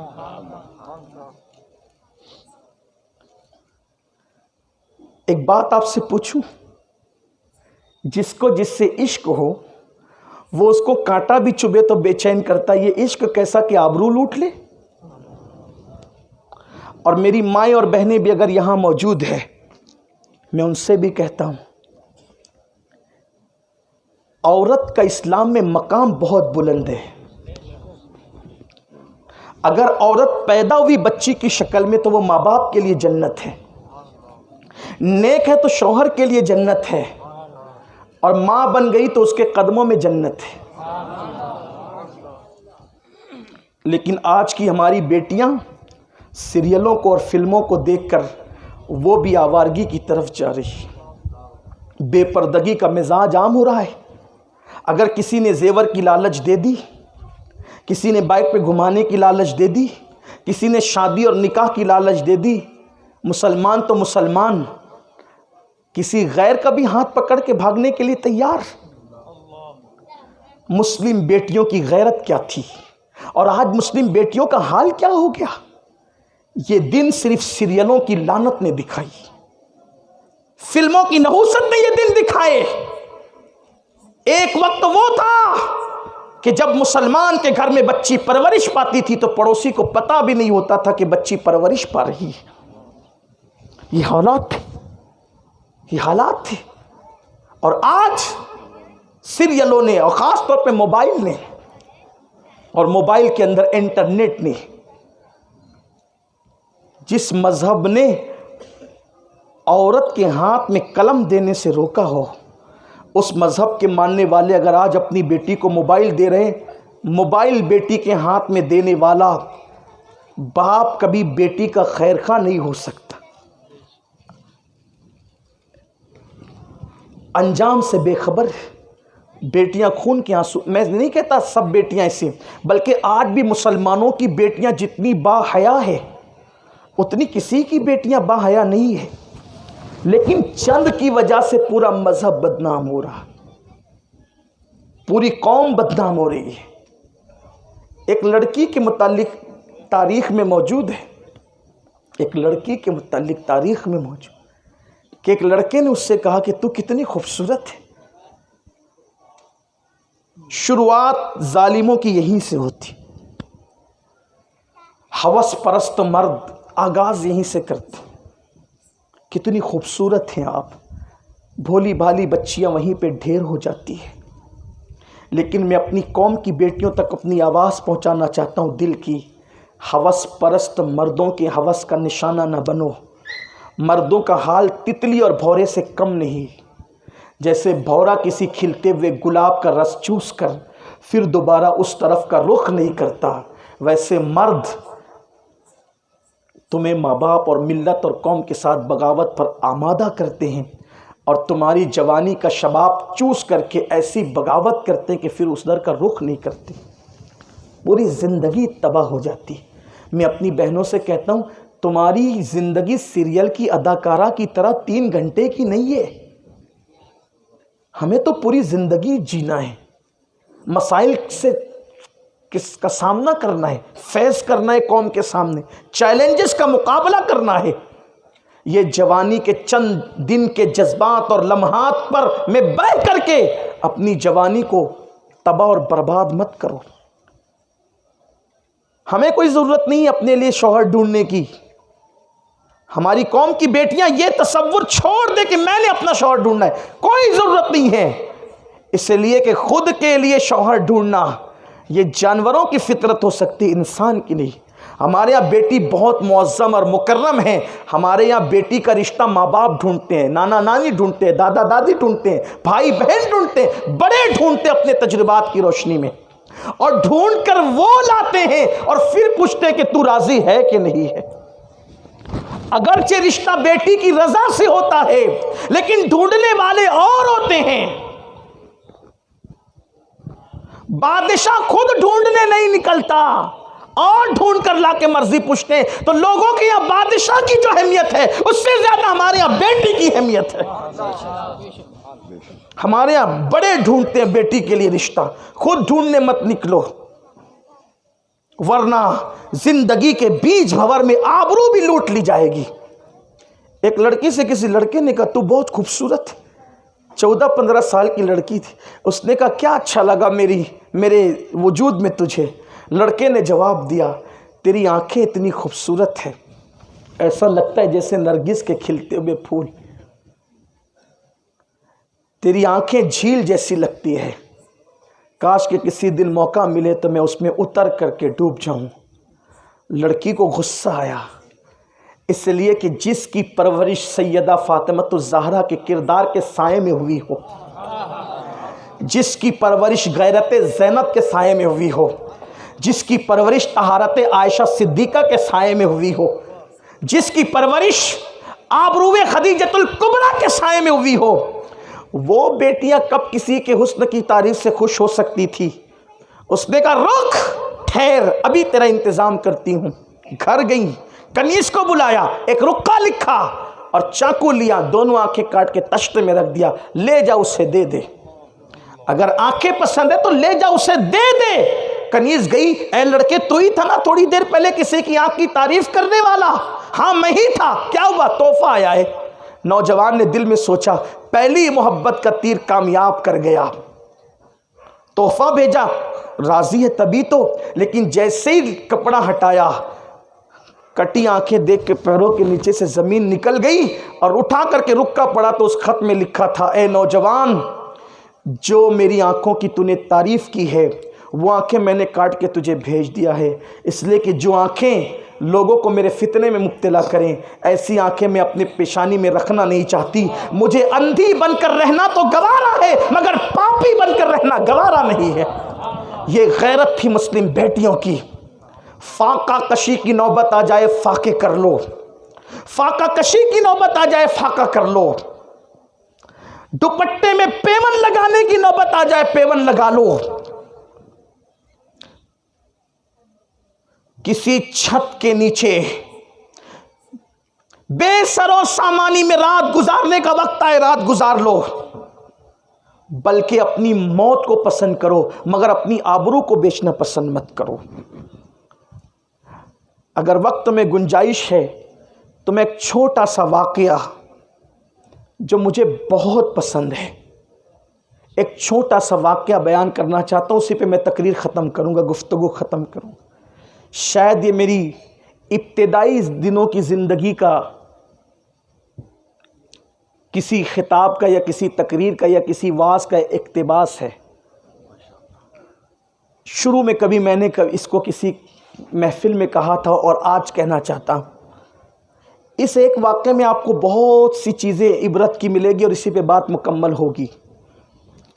عورتوں کی خاص توجہ، بہنوں کی خاص توجہ.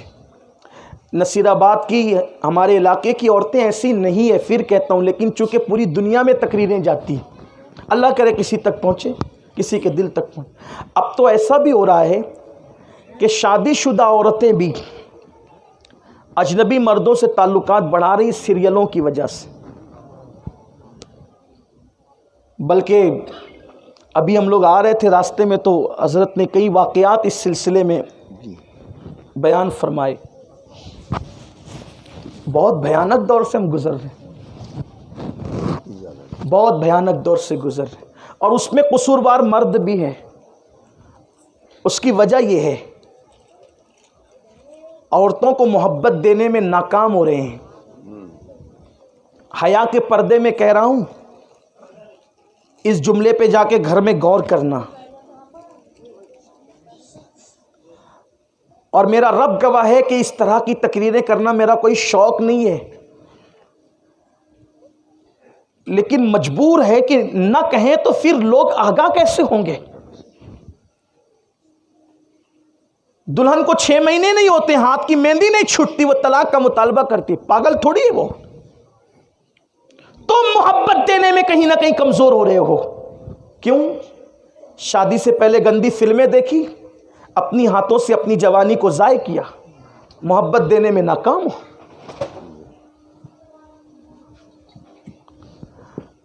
جو طاقت دنیا میں مسلم مردوں کے پاس ہوا کرتی تھی، آج کہیں نہ کہیں وہ مسلم مردوں میں کم ہو رہی ہے.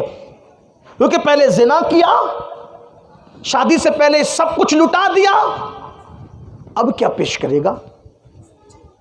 خود لذتی میں ہاتھوں سے سرمایہ کو ضائع کر دیا، اب کیا پیش کرے گا؟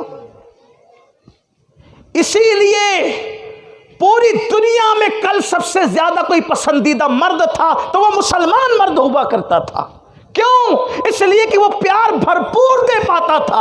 اور پیار سے مراد صرف یہ نہیں کہ جملے کہے یا پیسے دے یا خرچہ دے یا لباس دے، یہ اصل پیار نہیں ہے. کسی کی جو ہے وہ روح کی پیاس کو سیراب کر دینا، ختم کر دینا، اصل پیار یہ ہے.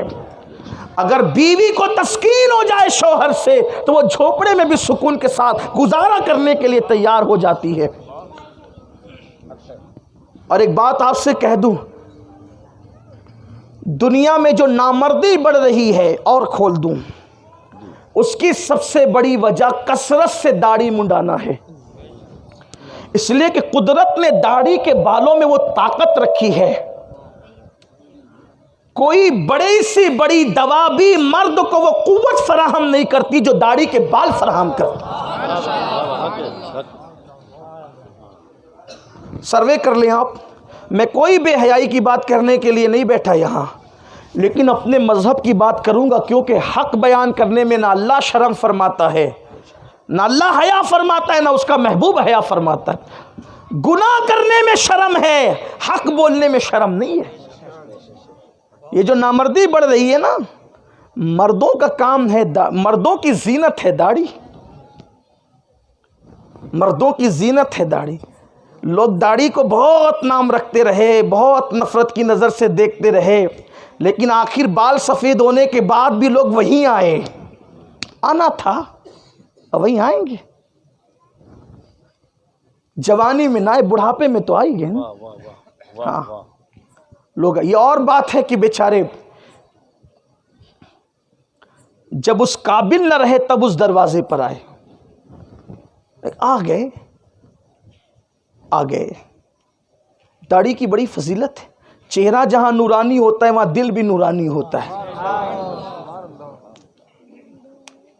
خدا جانے سنت مصطفیٰ کا پاور کیا ہے، سنت مصطفیٰ میں قوت کیا ہے، سنت مصطفیٰ میں طاقت کیا ہے، کہ جو اس کا پابند ہو جائے اس کو بڑی برکتیں ملتی ہیں.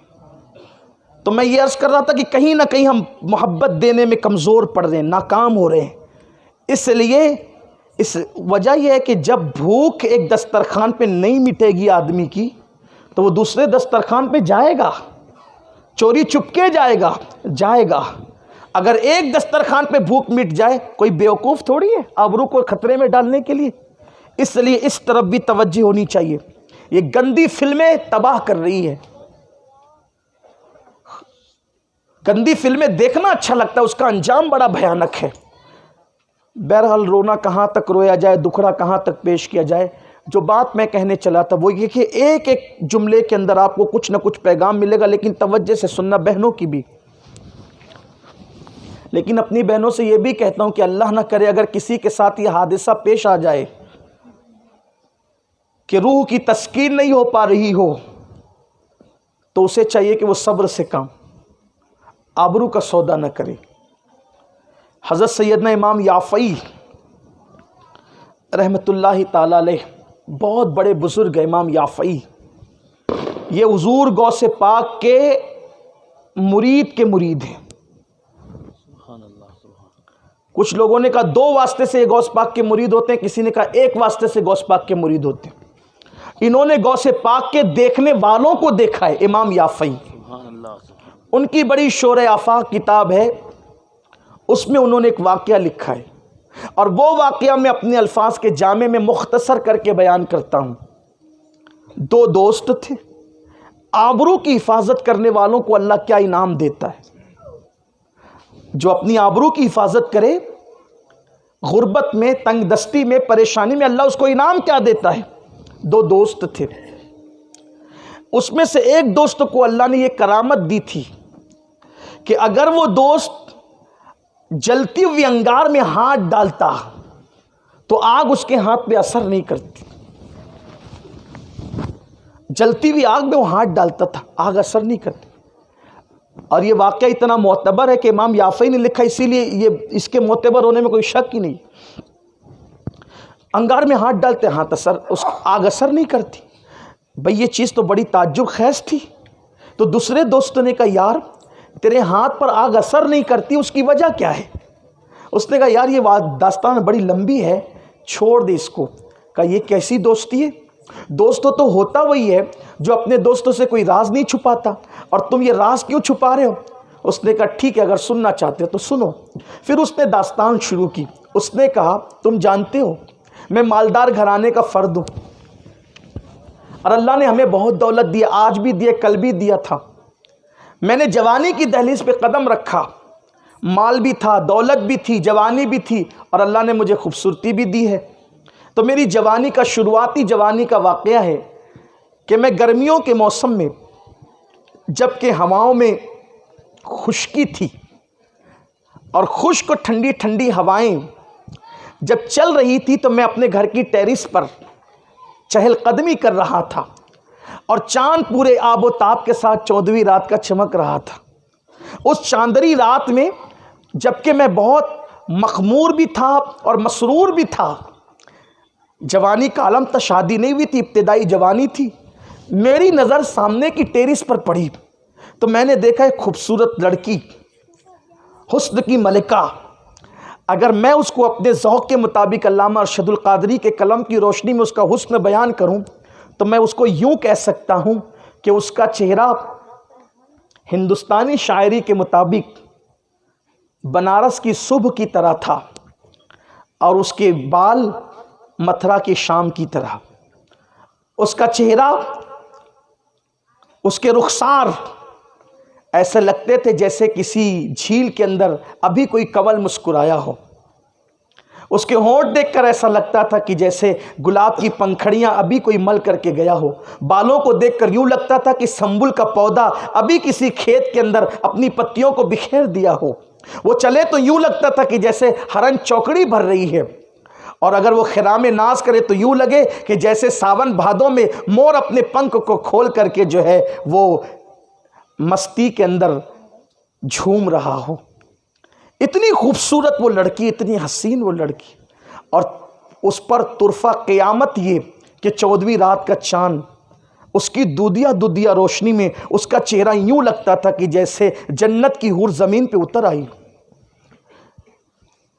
میرے شریر نفس نے مجھے کہا اتنی خوبصورت لڑکی تیرے گھر کے سامنے رہتی ہے، تجھے خبر نہیں؟ دیکھو میں نے کہا تھا نا کہ لڑکیاں گھر میں پلتی تھی، پڑوسی کو پتہ نہیں ہوتا. इतने पर्दे की पाबंद थी। अब वो टेरिस पर चली गई, किसी की नज़र पड़ गई, उसे ख्याल ही नहीं कि रात में कोई टेरिस पे चढ़ भी सकता है। ऐसे में वो कहता है कि मेरे शरीर नफ्स ने कहा इतनी खूबसूरत लड़की तेरे घर के सामने रहती, तुझे खबर नहीं? उठ, जवानी का फ़ायदा उठा, दौलत का फ़ायदा उठा और इसके खूबसूरत जिस्म को अपने लिए आले कार बना ले। मैंने फौरी तौर पर उस लड़की को कहा, क्या तू अपने जिस्म पर मुझे काबू दे सकती है? लड़की ने जवाब दिया, अल्लाह से डर, अल्लाह का खौफ कर, जवानी के नशे में अल्लाह को नाराज ना कर, कोई देखे ना देखे, अल्लाह देख रहा है। यहाँ एक मुफक्किर का खूबसूरत जुमला याद आता है, लज्जत के लिए गुनाह मत कर, लज्जत के लिए गुनाह मत कर, लज्जत चली जाएगी, गुनाह बाकी रह जाएगा। लड़की ने मुझे डराया अल्लाह से, लेकिन मुझ पर शैतान गालिब था, मुझ पर नफ्स गालिब था। बिलाखिर मैं लड़की के पीछे चलता रहा, पड़ा रहा। मैंने उसको कहा, अपनी पूरी दौलत तेरे कदमों पे निसार कर दूंगा, अपनी दौलत का अंबार तेरे कदमों में लगा दूंगा, तेरी हर बात को पूरी करूंगा, तेरे हर सवाल को पूरा करूंगा। लेकिन वो लड़की क्या लड़की थी, गोया कि वो सच्ची कनीज़ फातिमा थी। वो दौलत के फरेब में नहीं आई, मेरे बहकावे में नहीं आई, मेरे जुमलों के मकर फरेब का शिकार नहीं हुई।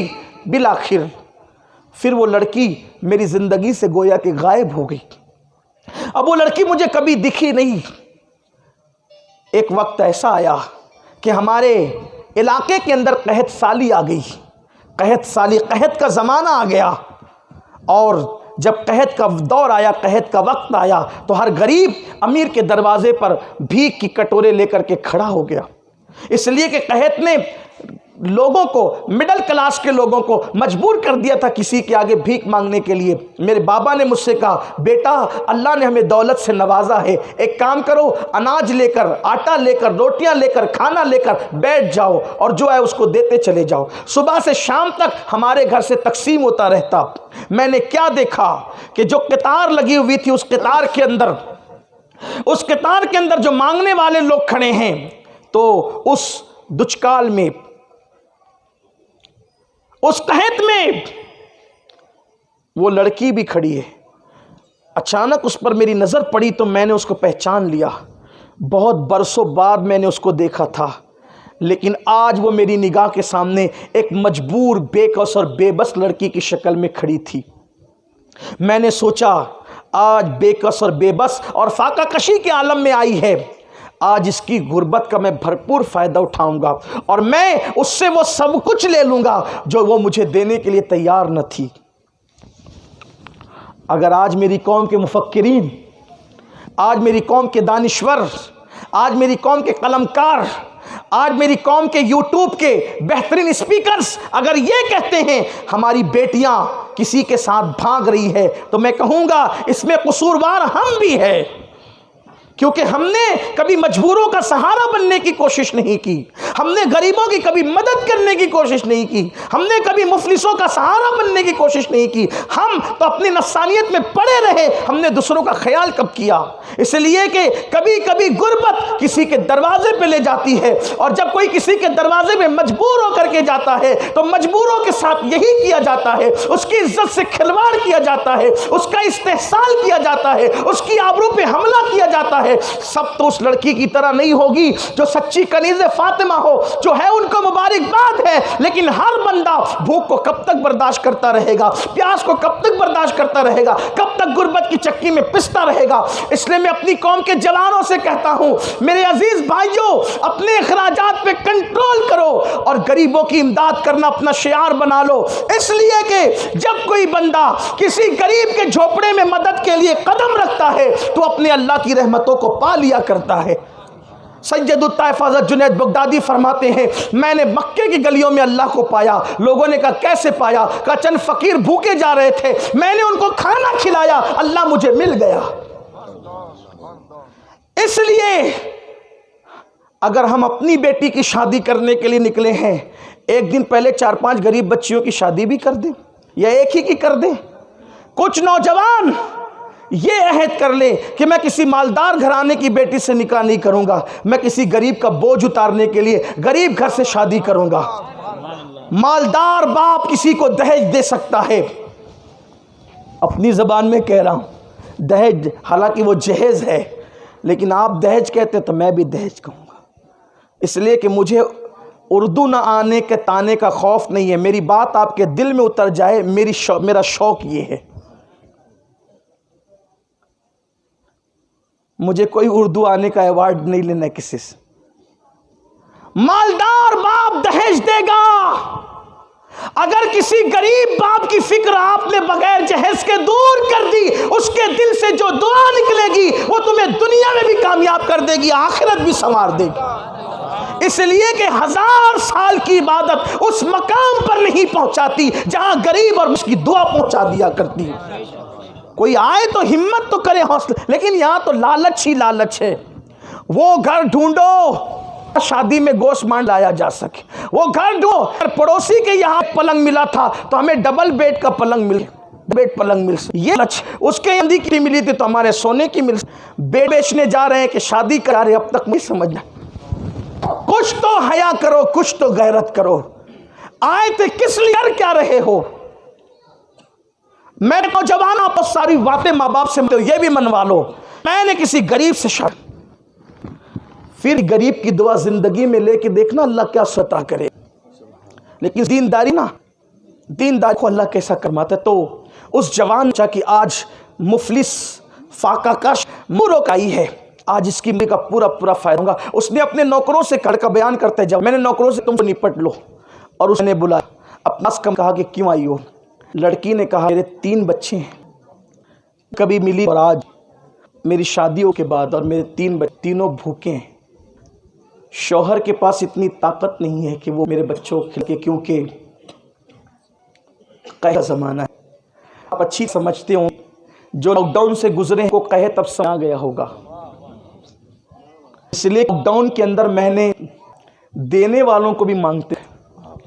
جب ہمارے دعوت اسلامی کے احباب ریلیف بانٹتے تھے تو میں چہرہ دیکھ کے نظریں پھیرتا تھا کہ یہ وہی لوگ ہیں جو میرے گاؤں، میرے شہر کے دینے والے لوگوں کو میں لیتے گئے۔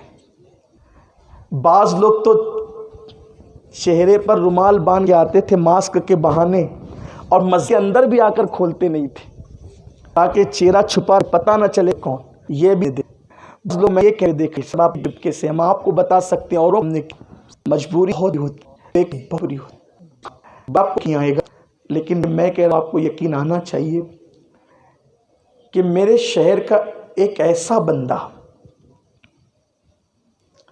بلا مبالغہ ہزاروں روپے جس کے زکوٰۃ نکل، مدرسے کرنے والے لوگ، اس کا ایک جوان مجھ سے کہتا ہے کہ اگر کہاں کم میں 12,000 10,000 جو بیچ سکتے ہیں بیچ دے چپکے سے، اس لیے کہ گھر کی پونجی آ گئی کہ اب ہم زکوٰۃ سکتے ہیں۔ ڈاؤن میں ان حد سے ہوتے ہیں، اور قدرت نے بتایا دولت کے نشے خدا کے غضب کو دینے والوں، دولت سب نہیں ہے بلکہ ہماری طاقت سے۔ لوگوں کو سیکھا یہ تھا لاک ڈاؤن سے، لیکن سیکھا بھی نہیں، ایسے تھے ویسے ان کے لیے آ گئے، اس کے بعد پھر وہی سدھرتے نہ بدلتے نہیں، بلکہ تو حال ہی ہو گئے ہم نہ بدلیں گے، زمانے کو بدل یہ کیفیت ہو گئی، خود بدلتے اوروں کو بدل دیتے ہیں والا معاملہ ہے۔ کیوں آئی ہو؟ کا قحط ہے، بچے بھوکے، خود بھوکی رہتی برداشت کر لیتی، لیکن ماں ہونا بچی بھوک برداشت نہیں، شوہر کھلانے کے قابل ہے، اس لیے سنا تھا کہ تم لوگوں کو اناج اور ضروری چیزیں بانٹ رہے ہو، تو میں نے کہا کہ پڑوسی میرے پڑوسی رہتے نا، سسرال تو کہیں ہے، تو آئیو کہ مجھے کچھ دے دو، اس کا دیکھ میں تو کچھ دوں گا، تمہارے کا دولت کا لگا دوں گا، تم جو کہو کہ ہر نعمت دوں گا۔ اب بھی ایک کام کرو، مجھے اپنی پیار بجھانے دو نفس کی، یعنی اس لڑکے نے اس لڑکی زنا کی تھی، لڑکے کا اللہ سے ڈر، تیرے گھر کے سب دروازے بند ہیں لیکن ایک دروازہ جو اللہ اور بندے کے درمیان ہے وہ کبھی بند نہیں ہوتا، وہ کھلا رہتا ہے، وہ دیکھ رہا ہے۔ اللہ سے ڈر، گناہ مت، لذت کے لیے گناہ مت کر، چلی گناہ باقی رہ جائے۔ مجھ پہ شیطان غالب، نوجوان کہتا ہے میں اگر اپنا نفس اپنا مجھ پہ نہیں کرتی، نہیں سپتی، کوئی مدد نہیں کروں گا۔ لڑکی کی جوان کہتا جب وہ پلٹی تو ننھے ننھے بچے تھے، چھوٹے چھوٹے، ماں کو آتا دیکھ بچوں نے کہا امی لے آئے نا، ماں نے کہا نہیں، چھوٹے چھوٹے ماں ابو برداشت نہیں ہوتی، میں مالو یہ لکھا انتظام کر، آخر ماں ہوتی۔ اللہ کے سینے میں جو دھڑکتا ہوا دل دیا ہے وہ دل اللہ نے کو نہیں دیا۔ کہتے ہیں اگر مرغی ہو تو بھی اس کی ممتا کا حال یہ ہے کہ وہ اپنے آپ کو میں ڈال کے بچوں کو بچائے، اگر اشرف المخلوقات ماں ہو تو اس کی ماں کا کیا ہو؟ ماں کیا ہے؟ کسی بہت بزرگ صوفی بزرگ نے یہ بات لکھی، بڑی مشہور ہے۔ ایک جوان ایک لڑکی پہ عاشق ہو، ایک جوان ایک لڑکی پہ عاشق ہو، اس لڑکی سے کہا میں تیرے ساتھ شادی کرنا چاہتا ہوں۔ لڑکا اگر شادی کرنا چاہتا میری ایک تمنا ہے، تحفے میں تیری ماں دل لا کر کے دے۔ لڑکا آؤ دیکھا نہ دیکھا، بوڑھی ماں انتظار کر رہی تھی کہ میرا بیٹا خانش کروں، یہ ظالم سی پر کھر مارا اور دل چیرا، دل چیر کر کے سینہ کر کے دل نکالا، اور دل نکال کرتے بھاگتے اپنی بوبا کی طرف لگا، جلدی ٹھوکر لگی، گرا، ہاتھ سے دل ٹوٹا، جلدی تھا دل کی گیا تو دیکھا کہ دل سے مدھم سی آواز آ رہی، بیٹا کہیں چوٹ تو نہیں آئی؟ مرنے کے بعد بھی کا دل اولاد ممتا کے لیے زندہ رہتا، یہ ماں ہوتی۔ یہ اور بات ہے ہم نے کبھی ماں باپ قدر نہیں کی، پل بڑا ہے تو ماں تھی، تڑپ گئی، تڑپی، وہ بچوں کو آسا دینے کی کوشش کی، لیکن بچے بچے ہوتے، بچے ہوتے ہیں، انہیں دلاسا دینا آسان نہیں ہوتا۔ بچوں نے کہا ماں یا مار ڈالو یا کھانے کا انتظام کرو۔ اس نے سوچا کیا کروں؟ اچانک شن ایک وسوسہ پیدا، ایک طرف بچی زندگی، ایک طرف آبرو ہے، اگر آبرو لٹا کر بچوں کی زندگی بچا لیتی تو بچا لے، ابھی زنا کر لے بعد میں تو کر لینا، یہ بہت بھیانک تصور ہے۔ ابھی گناہ بعد میں توبہ کریں گے، یہ بہت بڑا شیطان کا فریب ہے۔ کیا توبہ کرنے کی مہلت لے گی؟ کیا توبہ کا موقع بھی گا؟ اگر گناہ کرتے موت آ گئی تو کیا کرو گے؟ وہ لڑکی کے ذہن میں بات ہے، یار ہاں میرے بچے ہے نا، میرے بچوں کو بیچ دوں؟ بہنوں بچے آپ سب کی کبھی کی زندگی بننے کے لیے حرام کام نہیں کرنا، ابرو نچنا کا سودا کرنا، عصمت کا سودا نہیں کرنا۔ چلی وہ، چلو آبرو بچوں کی جان بچا لیتے، گئی، کہا کہ نہ کچھ بچوں کی جان اپنے، میرے بچے بھوک سے دے کچھ۔ اس نے کہا یا تو آپ دو یا تو چلی جاؤ، کچھ نہیں دیں گے۔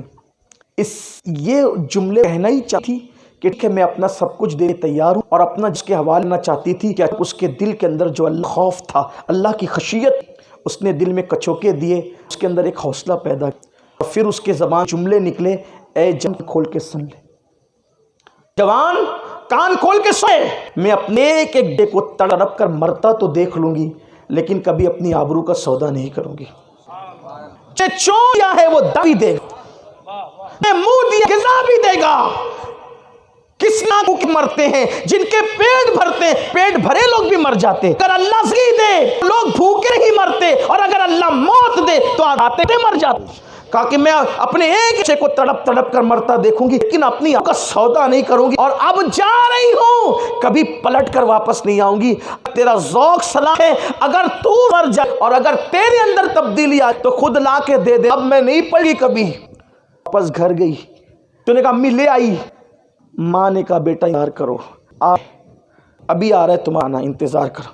مصلی بچھا اور سر سجدے میں سنت فاطمی کرتے ہوئے، مولا تو دیکھ رہا ہے، تصور سے میں نے بچوں کی لگی لگا دی ہے، اور محبوب فرمان کہ جو اللہ سے ڈر کے گناہ سے بچتا ہے اللہ اسے وسع روزی دیتا ہے، جہاں اس کا گن بھی نہیں جاتا۔ میرے بچوں کی بھوک کا انتظام کر دے۔ یہ جو مکمل ہوئے تھے، دروازے پہ دستک، اٹھ کے دروازہ کھولا تو کیا دیکھا کہ وہ نوجوان اپنے غلاموں کے ساتھ کھڑا تھا، اور سارا سامان اس تھا۔ لڑکی نے کیوں آیا ہے؟ باپ کی نظر لے، اس نہیں میری بہن، میرا دل بدل گیا ہے، تیرے خشی میرا دل بدل ہے، جب تو غریب ہو کر اللہ سے اتنا دی ہے، مجھے مال کے اللہ سے نہ ڈرنا چاہیے، لے یہ میں تیرے لیے تحفہ لے کر کے آیا ہوں۔